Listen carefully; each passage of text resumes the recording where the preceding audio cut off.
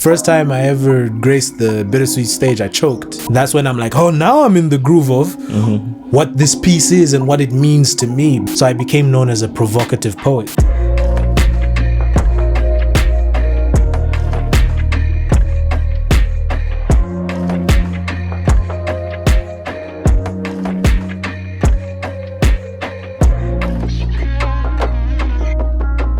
Good day to you, sir. Yes, sir. How you doing? Cool, man. It's such a wonderful thing to have you here. Thank you for having me. Yeah, thanks for coming. So let's start this off on a personal note. So okay. Yeah. All right. No, don't worry. Okay, so for instance, some people know you as Destro while others know you as Dexter. Could you share the story behind these names? And also, Uncle Chilu, when he was doing some research on you, he searched the word FNP. Yeah. And funny enough, what came on Google, the results were family nurse practitioner. Wow. Okay. So just give us some juice on that. Family nurse practitioner. Okay, that's that's an interesting one. Okay, so later in life, I found out that the name Dexter is Destro in Italian. Uh-huh. So whether you call me Dexter or Destro, it's one and the same thing. Yeah. But in high school, I used to go by Ilmac. Yeah, because he was like my favorite battle rapper. And also, what was also interesting is that I was basically dissing people for no reason, just to prove that I have better skill than you. But why? Until the Lord came into my life. Right? So yeah, but before I got saved, that's what I was doing. Like, I remember this one time, there was a senior who had heard about me. Like, this guy, he's a tough rapper. Okay, bring him. Me, I know I'm tougher than this kachap. Can't be tougher than me. I dissed him, and that's how his career ended. And I remember one of my friends, his birthday was yesterday. He was like, you are a destroyer of rapper. So I was like, wait, destroyer of rappers? Like, I think there's a name there. Yeah. But he said destroy of rappers. So I was like, I think I'll take that. And then I took it and I said, but I can say it as Destro. I think it sounds better. And then I was like, there's also a Sigma 6 character who's a villain named Destro. And I kind of was like on a tangent where I was destroying people. So I was like, you know what? I'm going to keep that. I'm Destro from now on. And then later in life, like I said, I found out that my name is Destro in Italian. So if an Italian calls me Destro, he's actually calling me Dexter in English. Yeah. That's actually quite a multi-layered, perspective of a name. And, I was thinking that maybe like you knew this all the way, like from the beginning. But yeah. Nah. All good. So, when it comes to like hip hop, we're told that your uncles had a huge impact on you when it comes to that. When it comes to, let's say, like Tupac, Eminem, many of the greats. Yeah. Could you tell us how you came to know about the genre, what made you fall in love with it, and the influence your uncles had on you during that process? There was a part I forgot to explain, the FNP. Yeah. Oh, yeah. Okay, let's take it back before we go for it. Yeah. So FNP is actually Friendly Neighborhood Poet. Oh, shit. Yeah. Okay. Yeah. Cool. So for a while now, people are like, he's too honest. He's too on the money about things. So it was like a branding thing that I decided to do because I was like, look, I'm approachable. I am friendly.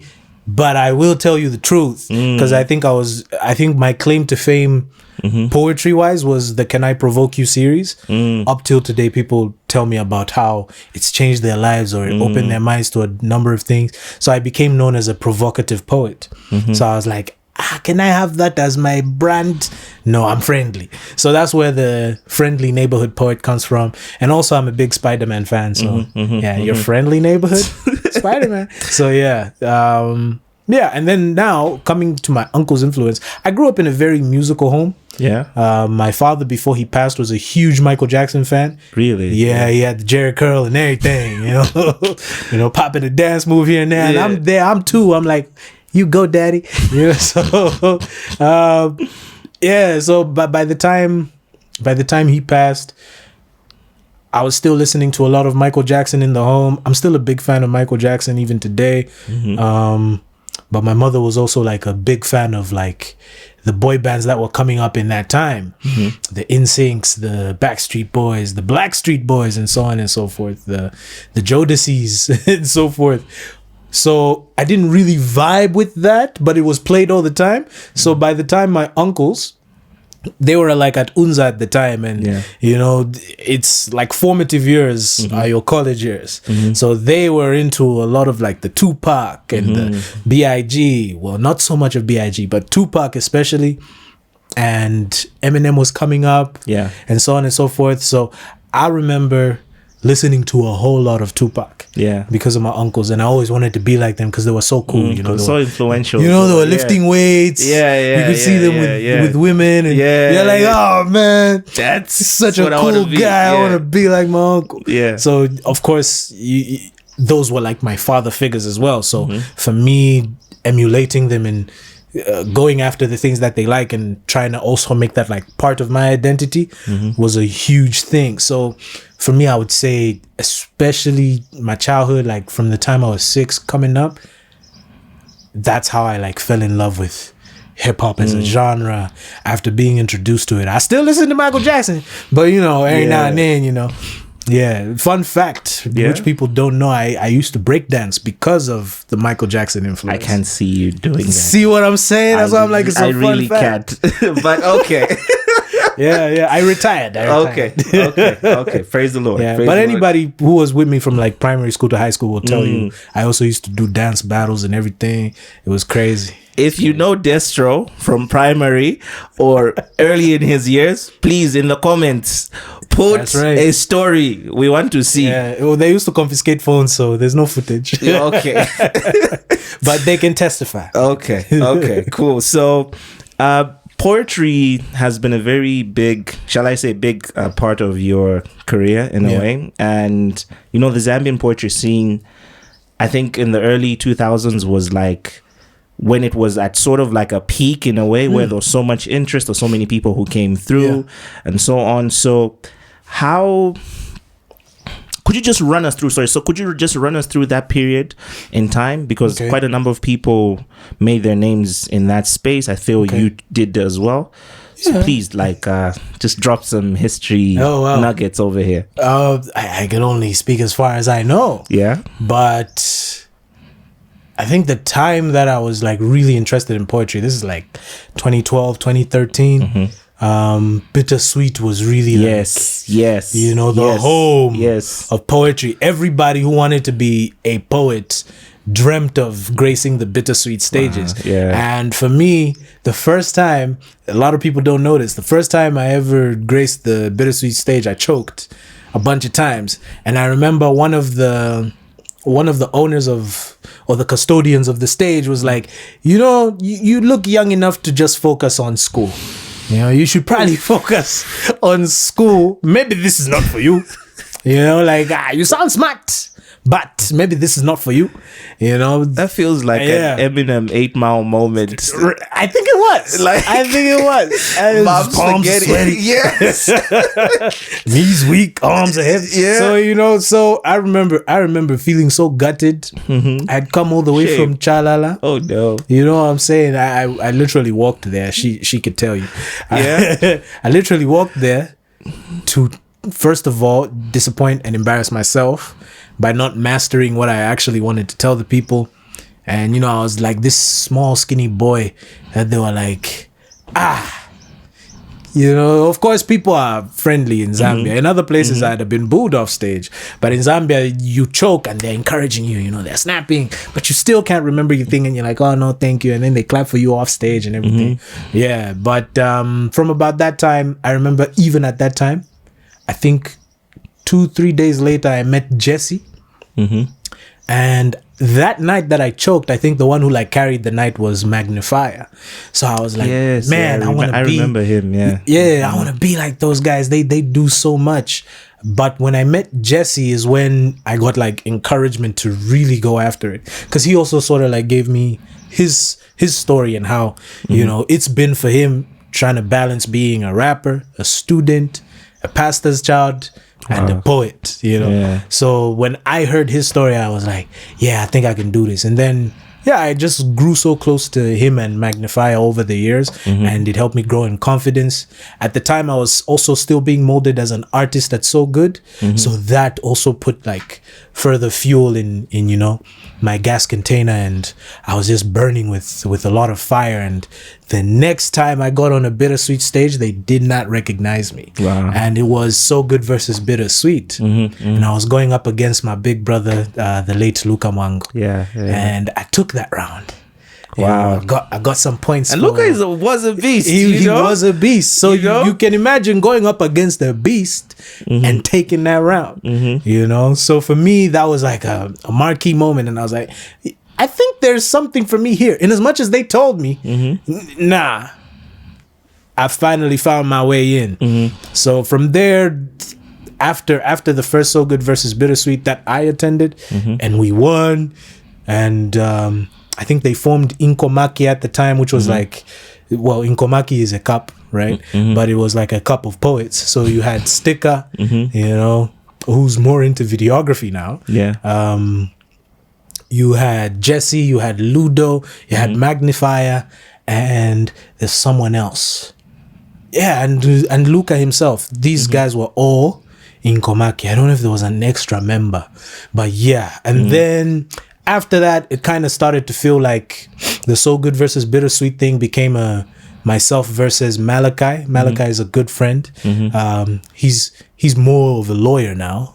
Really? But but I think he's still passionate about the art. It's just a matter of time. And I know law is quite very restrictive in some ways. But I can see that he's trying to apply his career path into his artistry and also help other artists, which is a great thing. And yeah, I think after that, I didn't know that I became one of like the OGs and whatnot. I just get that kind of response from like newer poets. So like when new poets are coming up on the scene, they're always like, you inspired me, you did something, and I felt like I need to, you know, I felt encouraged and I need to step into this and so forth. And for me, I was just like, wow, I didn't think of that. Yeah. I never thought at one point me using my voice and, you know, doing poetry. It's always like that. Yeah, It's you know what I'm like saying? that. You never see yourself impacting someone Yeah. until they tell you. Yeah. You know? And for and me, you're just doing your thing. Exactly. You're just like, yeah, it's just a Tuesday for you. But, well, you know. but there's hard work that goes into it either way. You know what I'm Yeah. saying? So maybe they see it as it's just another Tuesday for this guy. But there's a lot of self-doubt that you fight. There's a lot of wrestling okay, I with see. trying to simplify what you have to say. Because I also kind of built a reputation for every time an MC is introducing me to do a poem, they would always say, for this one you have to think. So I'm like, are you saying the others, they say stuff that people don't need to think about? Oh, okay.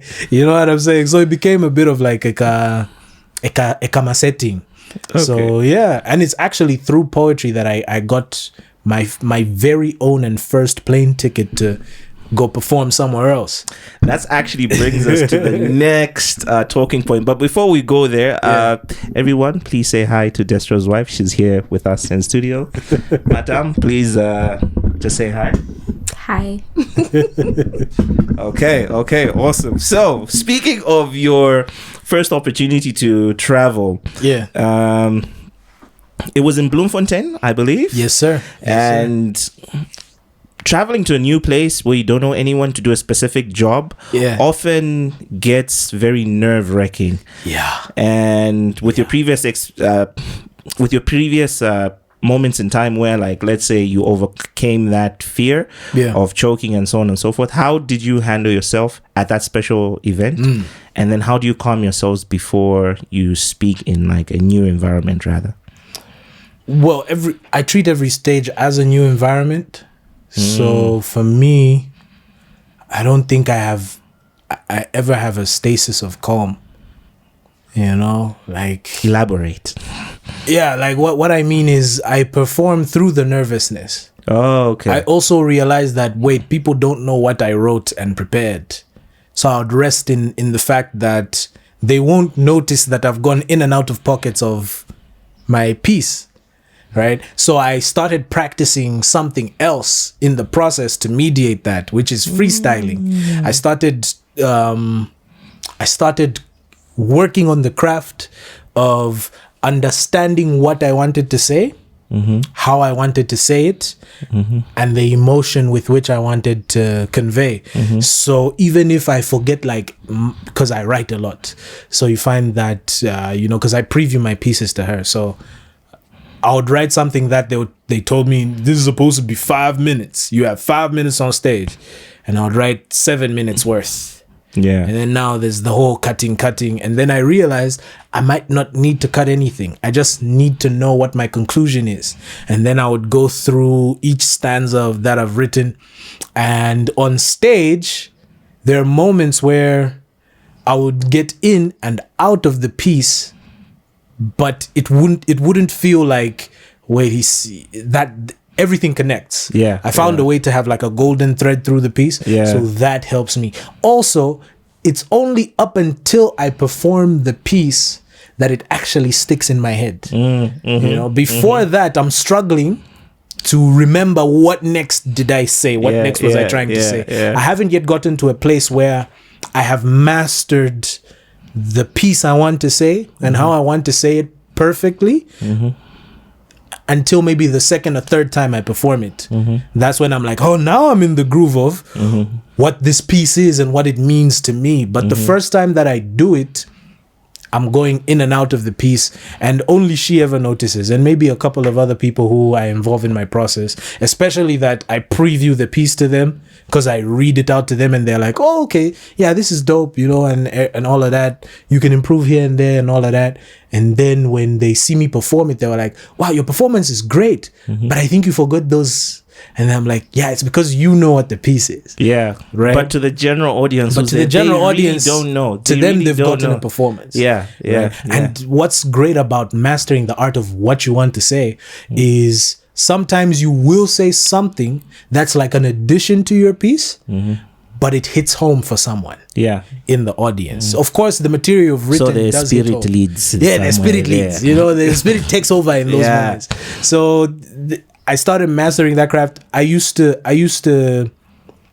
be looked at as a crazy person at Unza, because people would just see me walking around and I'm just like mumbling words. Like if you've seen the Rain Man movie. So I would be like that, and every other Illuminati video that talked about Rain Man comes to mind. So now if people want to throw a diamond up, I guess it's now. But anyway, so for me, that's what would happen. That's actually a beautiful process because Jay-Z does the same process. Okay.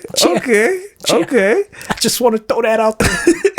Because the same process that you're speaking of, I think for other people in other creative spaces, it's sort of the same thing. Yeah. So for instance, if you're a videographer, you at the beginning of the project, you really do not know what you're doing. Yeah. And as you sort of work through either the script, what you're trying to accomplish, the song, the structure, your short list, then it makes sense. Starts to take shape. Same thing with graphic design. When you open up Photoshop, Illustrator, you don't know what am I doing?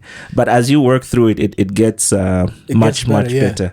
So now let's talk about your progression from, let's say, poetry to now, which is, I think, your bread and butter, shall we say? Pretty much. Which is voiceover work. Yeah. So how was the progression and the transition from poetry to voiceover work? How did you get in? What sort of people influenced you? And what key project did you do that just helped you stand out from the sea of voices? It's a long story. I don't know if we got the time. Yeah. But James Sakala. I owe my career in voice to James Sakala. Yeah, because after my mom died, it was a very difficult time for me, especially because at this point I'm now an orphan. I'm now a double orphan, as they say, right? So as a double orphan, I used to walk long distances from Chalala, where I was living with my guardians, all the way to So Good in Olympia. Sometimes they would take me home, and sometimes I would sleep at the studio, right? And I would, even till today, I still get more fulfillment from being in studio, right? So, yeah. So I remember this one time, it was morning, and I was doing a voiceover for, I think I also have to make an honorable mention, Superman as well. I also owe my career to Superman as well. Yeah. Because if he didn't give me that environment where I could express myself, I don't think James would have found me and said, you can make money off of your voice. You know, Superman is like chef's manager right now. Yes, I was just about to say, please, for those who do not know, So Superman saved my life. But anyway, so yeah, that morning I remember I was doing something for the 2-1 project at the time. The current permanent secretary of youth, sports and arts was an artist, right? Known as Pilato. Pilato, yes. So Pilato was part of 2-1 with Critic, K-Star, and XSIQ at the time. Or maybe he was just featuring on that song. So the song that they were doing, I was meant to play like an announcer, like a British boxing announcer, announcing each artist as they come onto the mic to, you know, box with the mic or whatever the case may be. And I remember I was doing my thing, and then James walks in. Yeah. And he stops me in my tracks. And he's like, do that again. So I do it again. I think because, you know, high pressure environment, you know, because when you're an artist, you're also trying to impress him. And then at the same time, it's a high pressure environment because I've had moments where you record the whole song and then the executives come in and they're like, it's rubbish. You know, you've worked hard, you've poured your blood and sweat into it. So at that point I was like, hey, am I doing things wrong? And then he told me, no, do that again. Okay, go get a bottle of Boom or something. And then I want you to read that as well into the mic. So I read it into the mic and he's like, okay, I like what you're doing.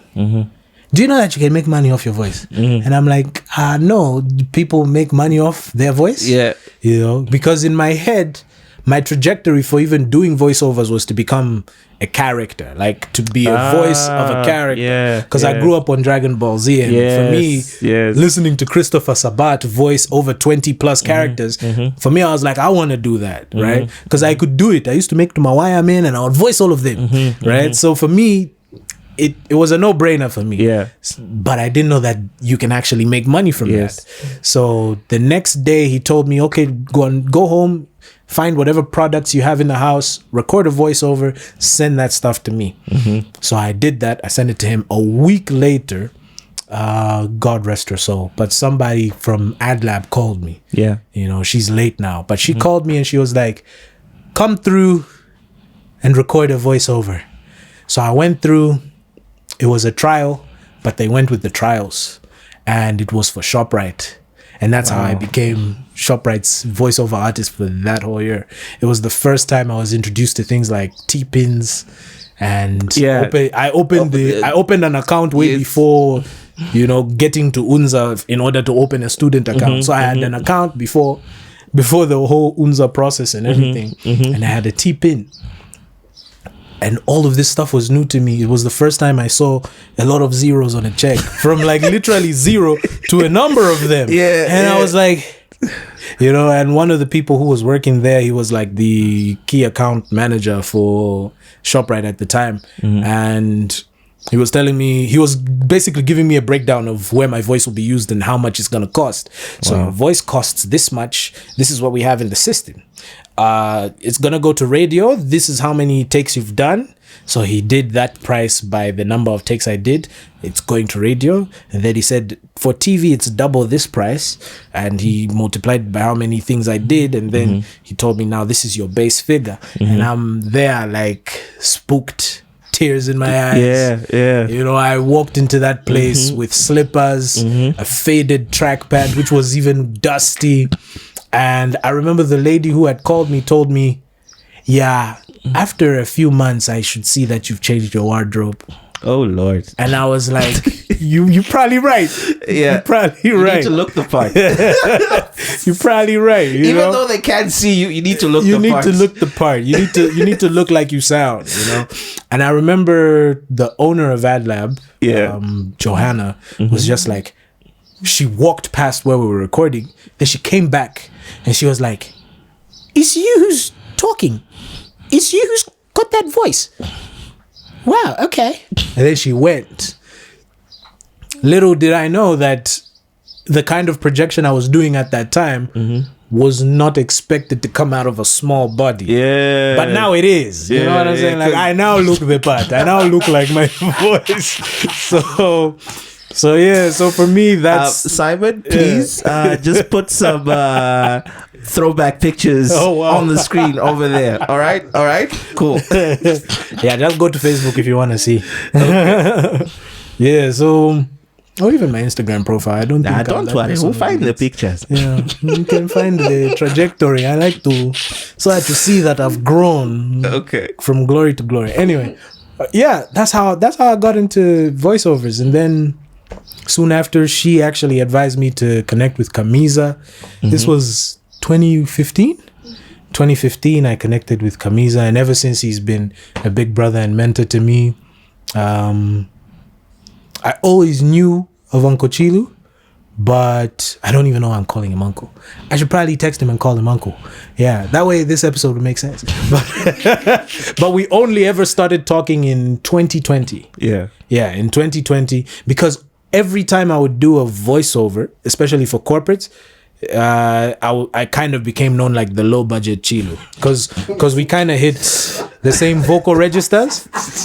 But I was low budget because, of course, you're new to this stuff, and so you're not gonna. So everybody is coming to give you.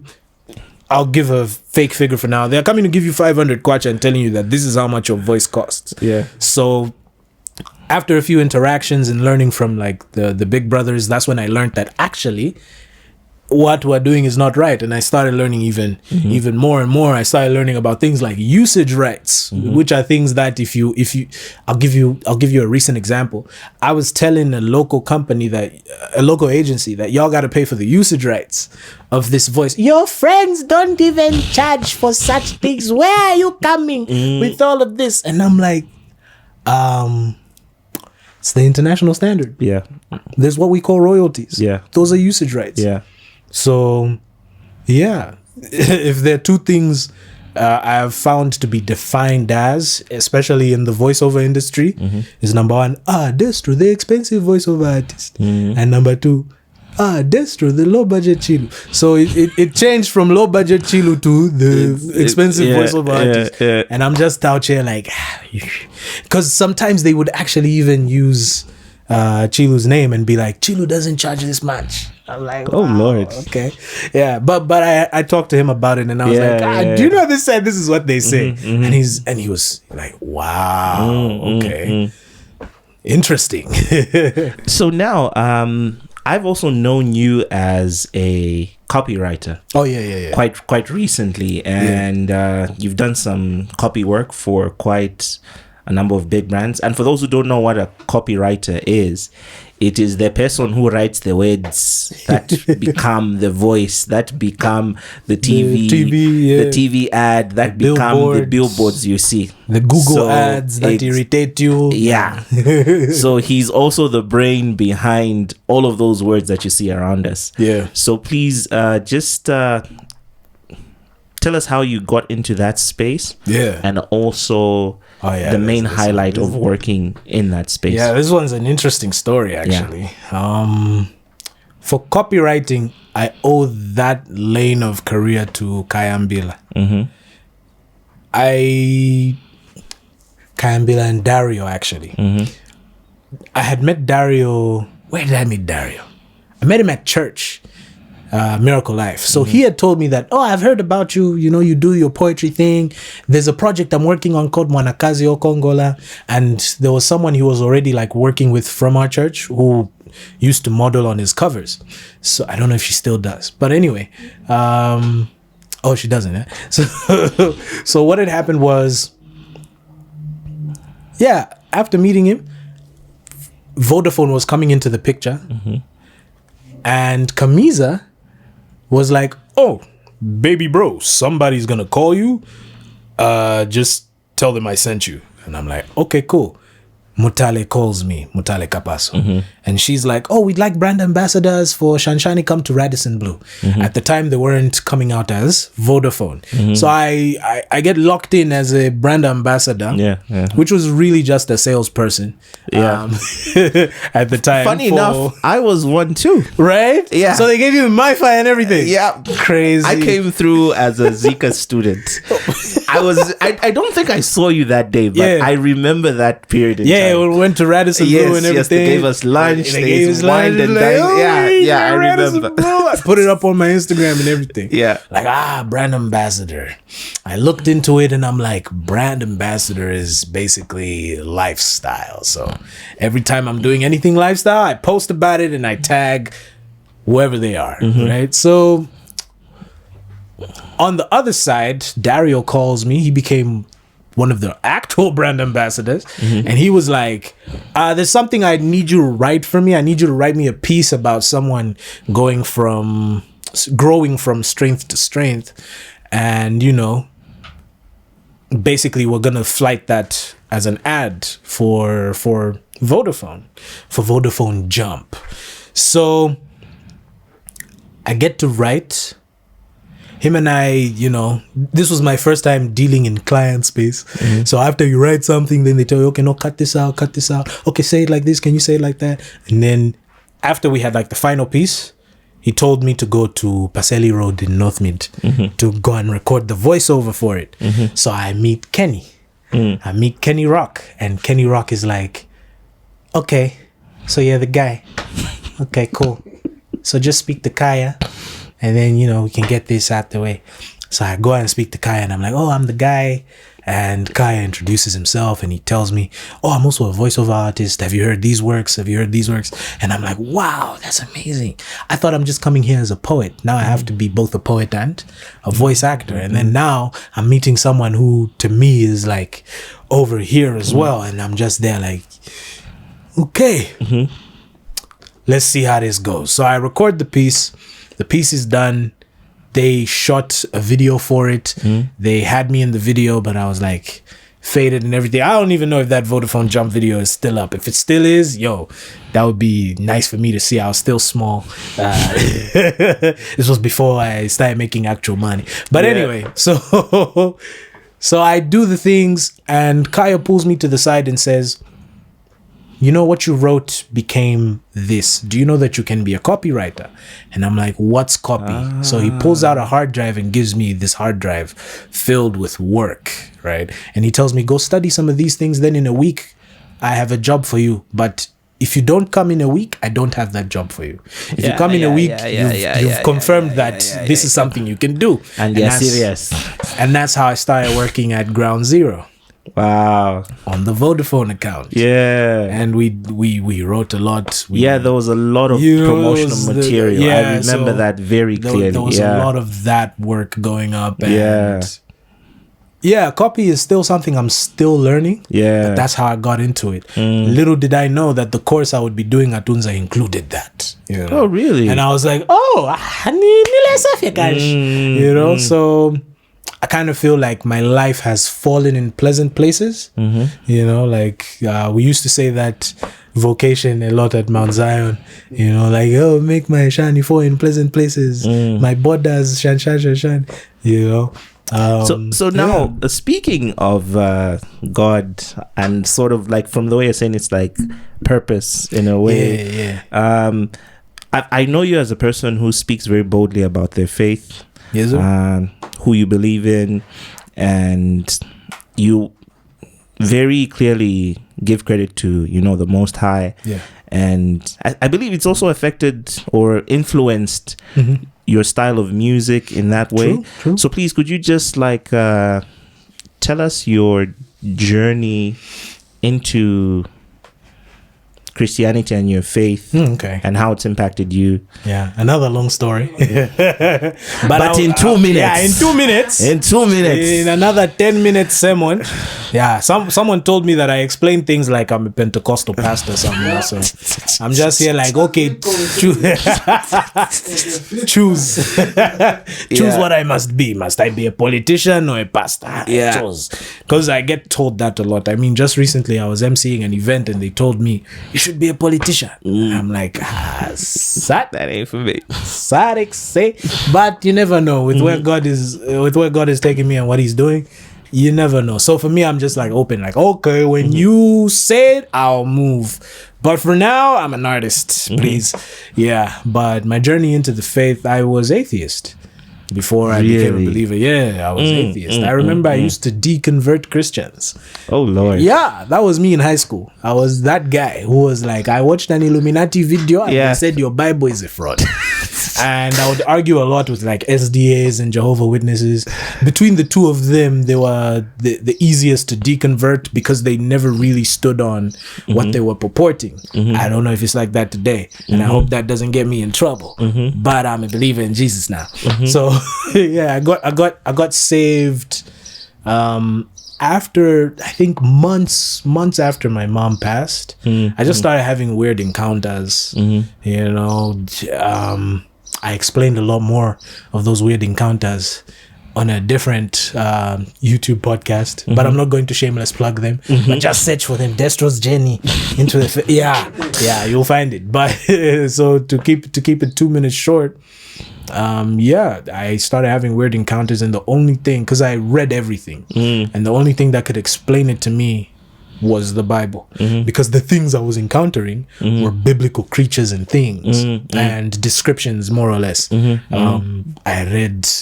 I read into Hinduism. I read into Rosicrucianism, which is like a masonry practice, and so on and so forth. I read into the Illuminati again because I was broke. So I was like, hey, I found a way to make it. I had that phase too. You know, Vigilant Citizen. That was my website, bro. Those were my guys. Dude, I swear till this day, that phase of my life still impacts me, but it led me to the Lord. I guess so too.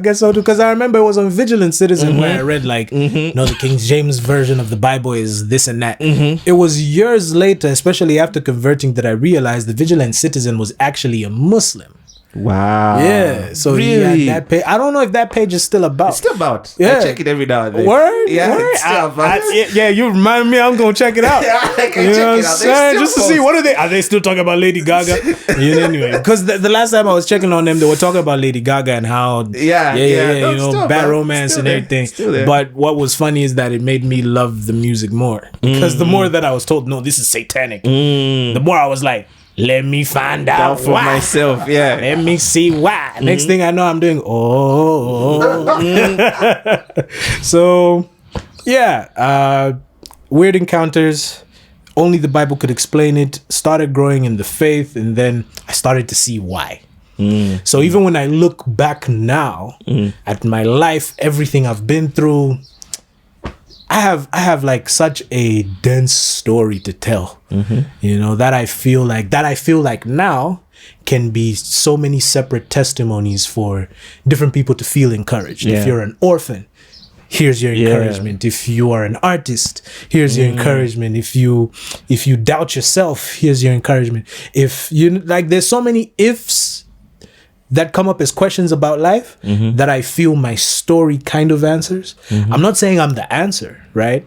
But there's a way in which God has tailored my life to be like an answer for people. And it's only now that I'm even having that perspective. Because there were so many times I would ask myself, why have these things happened to me? You know, just in 2021, I was very suicidal just in 2021, and I'm still here, and I'm like, okay, why am I still here?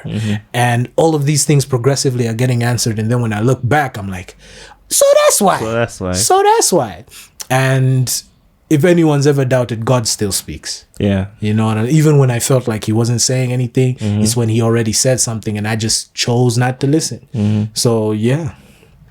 Okay, so we are nearly, or shall I say, we are at the end of our session. So now we are going to ask Madame to finally just run through our last piece of question over here. So, Madame, please speak to him.